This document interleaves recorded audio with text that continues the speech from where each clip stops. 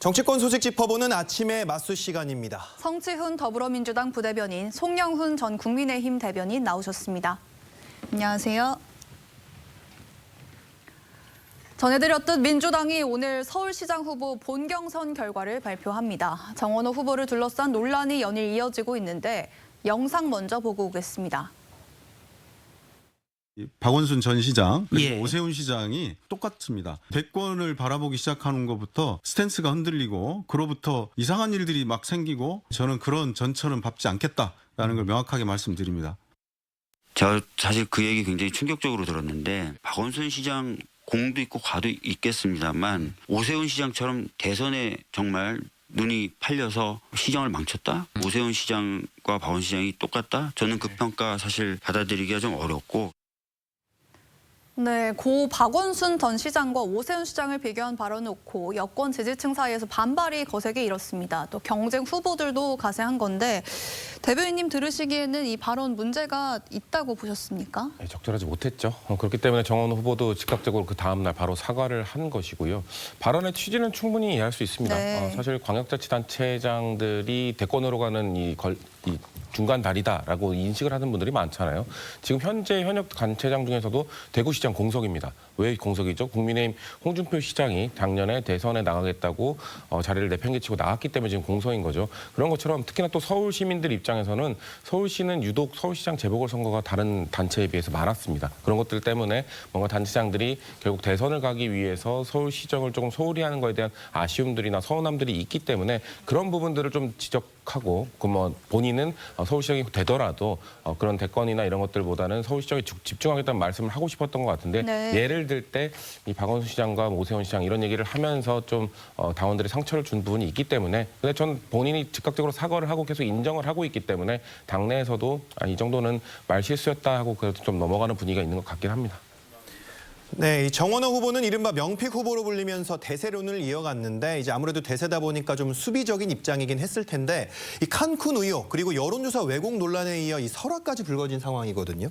이 경선 결과 오늘 이제 오후에 경선 결과가 나올 텐데 얼마나 영향을 미칠 거로 좀 보십니까? 이 모든 논란들이 영향이 커야 정상이죠. 민주당원들이 지금 이 정도로 많은 문제에도 불구하고 정원호 전 구청장을 서울시장 후보로 뽑는다면 그 결과 또한 민주당이 오롯이 감당해야 될 겁니다. 앞서 말씀하신 그 칸쿤 문제 사실 아직까지 납득할 만한 해명이 있다고 보기가 대단히 어렵죠. 왜냐하면은 왜 하필 그 신혼여행지로 인기가 좋은 절경인 칸쿤에 갔는지 그리고 거기에 성동구청에서는 그 7급 상당의 임기제 공무원 한 명만 대동하고 갔는지 그리고 한국 사람들끼리만 회의를 하는데 굳이 칸쿤에서 해야 된다는 것인지 그리고 다른 지역 기초의원들의 일정을 봐도 그런 것들과는 매우 상반되기 때문에 여전히 해명되지 않고 있다고 보입니다. 그리고 그런 것뿐만이 아니고 최근에 불거진 그 여론조사 카드뉴스 문제 있지 않습니까? 그 부분은 뒤에서 자세히 말씀드리겠지만 만약에 이것은 재판에 넘겨진다면은 당선 무효까지 갈 수 있는 심각한 사안입니다. 그럼에도 불구하고 민주당원들이 그대로 만약에 정원호 전 구청장을 후보로 뽑는다.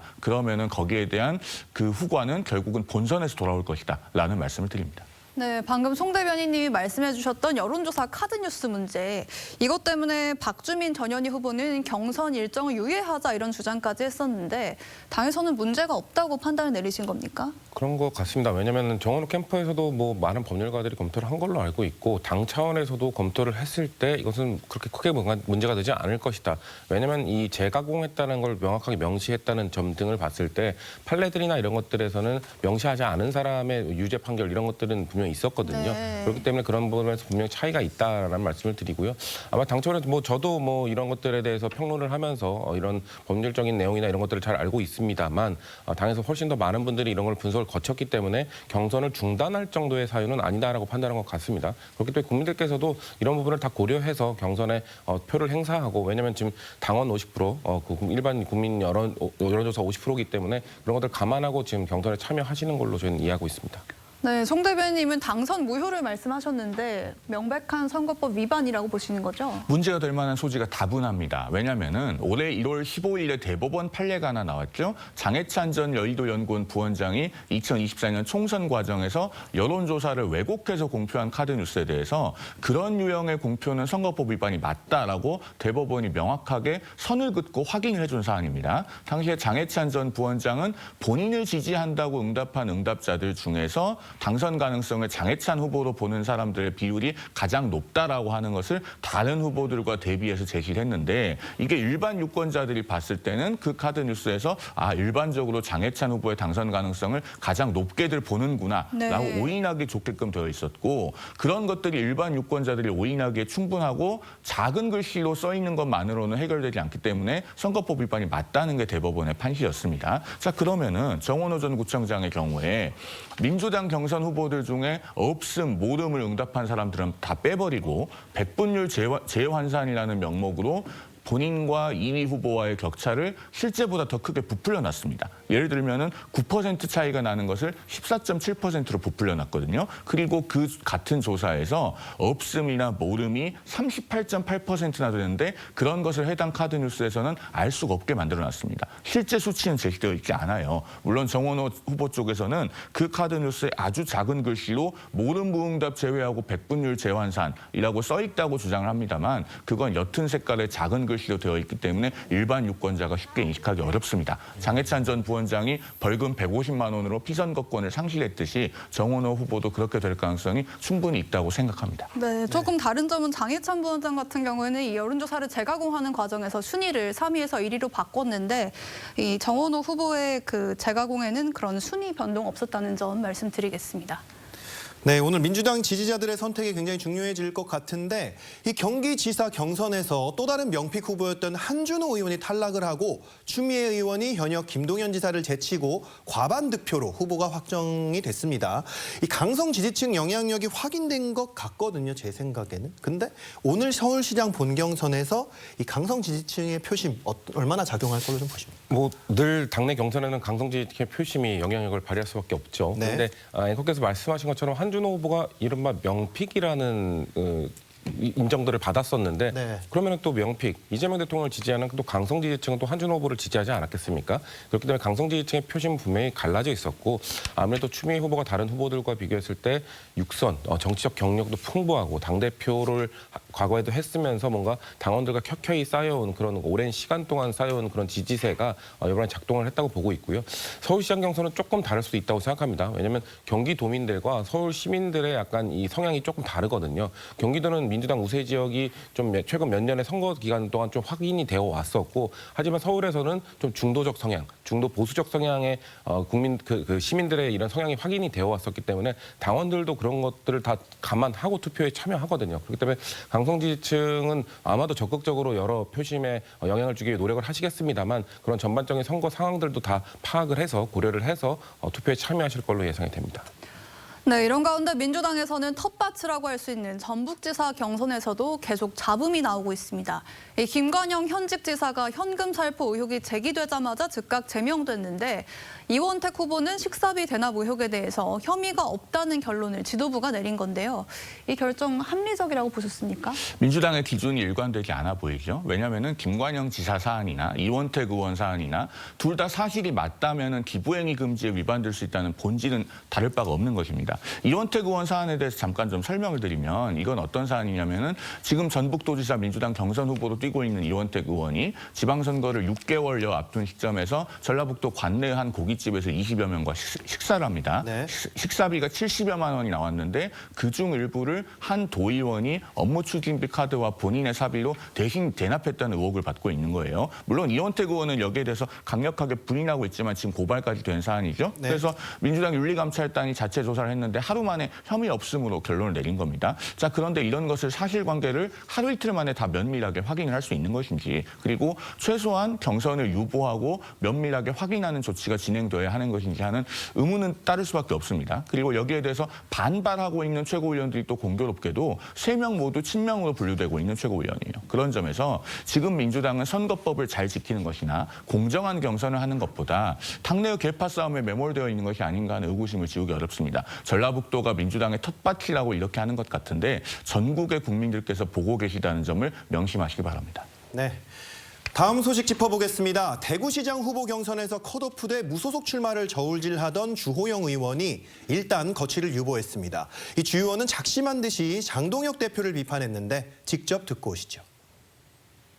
6.3 지방선거에서 우리 당의 가장 큰 장애물은 장동혁 대표 체제 그 자체입니다. 당을 새로 세울 새로운 책임 체제를 즉각 구성하십시오. 저는 항고심 판단을 끝까지 지켜본 다음에 저희 거취를 결정하려고 합니다.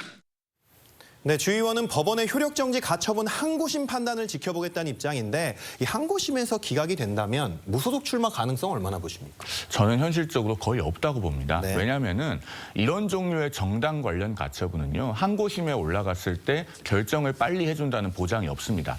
더 구체적으로 말씀드리자면 언제 결정해 줄지 기약이 없다고 보는 편이 맞을 겁니다. 왜냐하면 서울 남부지법에서는 일단 사안의 심각성과 시급성을 고려해서 인용이든 기각이든 빨리 결정해 주는 편이지만 그것이 항고를 해서 서울고등법원에 올라갔을 때는 일단 한번 걸러져서 온 사안 아니겠습니까? 네. 더더군다나 이미 한번 기각 결정이 내려진 것을 뒤집는 것은 법원 입장에서는 정치적인 사안이기 때문에 굉장히 부담이 따를 수밖에 없습니다. 네. 그런데 이것이 이제 후보 등록, 본선거 후보 등록 이후에 가 되면은 법원으로서는 항고의 이익이 없다고 각하를 하는 그런 결정을 하는 것도 가능하거든요. 그렇기 때문에 조속히 결정해 준다는 보장이 없다는 것을 주호영 의원 본인도 잘 알고 있을 것이고 그럼에도 불구하고 항고를 택하고 항고심 결과까지 보고 결정을 하겠다라고 하는 것은 그만큼 무소속 출마는 지금 후순위 선택지로 밀리고 있는 것이 아닌가 그렇게 볼 수밖에 없어 보입니다. 네, 대변인님 전망대로라면 결국 주호영 의원은 아무래도 무소속 출마를 하지 않을 것 같다 이런 얘기이신데 그런데 이진숙 전 방통위원장도 계속해서 이 보궐선거 출마 요구엔 선을 긋고 무소속으로 출마하겠다 이렇게 얘기를 하고 있는데 여기에도 어떤 속내가 있다고 보십니까? 저는 일단 무소속 출마 강행할 걸로 생각을 합니다. 네. 그렇게 한다면 나중에 정말 재보궐 공천장을 정말 이 프린트해가지고 도장자까지 찍어서 보여줘야 아마 그걸 마음을 되돌리지 않을까라는 생각이 듭니다. 왜냐하면 지금 자꾸 재보궐 나가라 재보궐 나가라고 얘기하고 있는데 장동현 대표가 나중에 갑자기 이제는 선대위로 넘어갔다라고 하면서 그거에 대해서 나몰라라 할 수도 있는 건 아니겠습니까? 그런 차원에서 지금 국민의힘이야말로 지금 공천이 정말 개파 싸움을 넘어서서 사적인 감정이 섞인 그런 사천으로 지금 매몰돼 있지 않습니까? 그렇기 때문에 이진숙 전 위원장 입장에서는 충분히 자기를 배제한 이유를 납득할 수 없고 그런 부분 때문에 반발을 해서 무소속으로 나갈 수 있을 겁니다. 다만 제가 아까 말씀드린 것처럼 결국 무소속으로 강행을 한 이후에 국민의힘 경선이 완료가 되고 그런 다음에 현역 의원이 혹시 대구시장 후보로 결정이 됐을 경우 그럼 재보궐 요인이 발생할 거고 그때 이제 공천장을 줄 수 있을 때 그때 이진숙 후보는 나 무소속 다시 당으로 돌아가라는 그 카드를 갖고 당과 협상하지 않을까 저는 그렇게 봅니다. 네, 이렇게 국민의힘이 공천 내홍을 수습하지 못하는 사이에 민주당은 지도부가 대구를 찾아서 김부겸 후보 띄우기에 나섰는데요.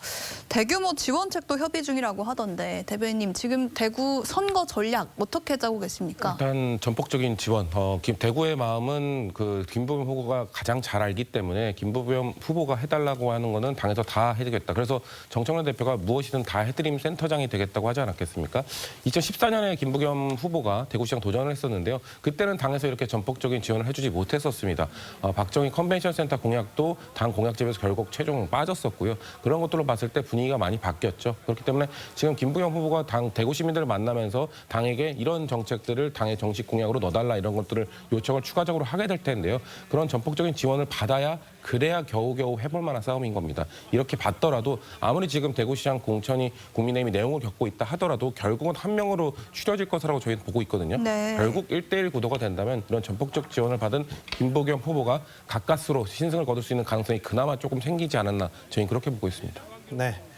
이 한동훈 전 대표의 거취 이야기를 안 할 수가 없겠는데 이 주호영 의원이 무소속 출마를 하면 대구 수성과 보궐선거에 출마할 거다 이런 설이 꾸준히 나왔는데 또 정작 한 전 대표는 부산에서 목소리를 많이 내고 있더라고요.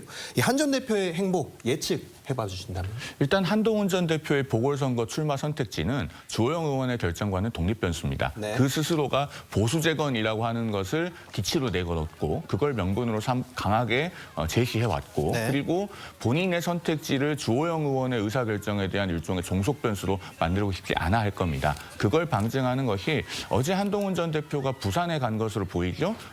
SNS에 그 사진을 찍으신 분들이 사진을 올렸는데 해당 사진이 찍힌 위치를 보니까 부산 구포시장 맞은편에 있는 부산 구포성심병원 길 건너입니다. 네. 그러니까 한동훈 전 대표가 부산에 가 있는 것이죠. 물론 출마 선언을 하거나 본인이 부산에 출마할 것이라고 공식화하지는 않았습니다만은 몸이 부산에 가 있는 것으로 보건대 본인의 의중이 부산 출마 쪽으로 많이 기울어진 것이 아닌가 보여집니다. 그리고 다른 한편으로 조국 대표는 이렇게 한동훈 전 대표가 부산으로 나갈 것이라고 예측이 되니 본인은 국민의힘 후보와 맞상대하겠다. 즉 무소속 후보와는 상대하지 않겠다라는 행간의 의미를 밝히면서 지금 하남을 선택지로 사실상 가시화한 것 아니겠습니까? 이런 일련의 흐름들을 종합해 보면은 한동훈 전 대표는 주호영 의원과는 별개의 선택을 할 것이다. 부산 출마가 현재로서는 가능성이 조금 있어 보인다. 그리고 조국 대표는 한동훈 전 대표가 나오는 곳에 나오지 않을 것 같다. 이 정도의 예상이 가능한 상황이 아닌가 보여집니다. 네, 오늘 두 분 말씀은 여기까지 듣겠습니다. 감사합니다.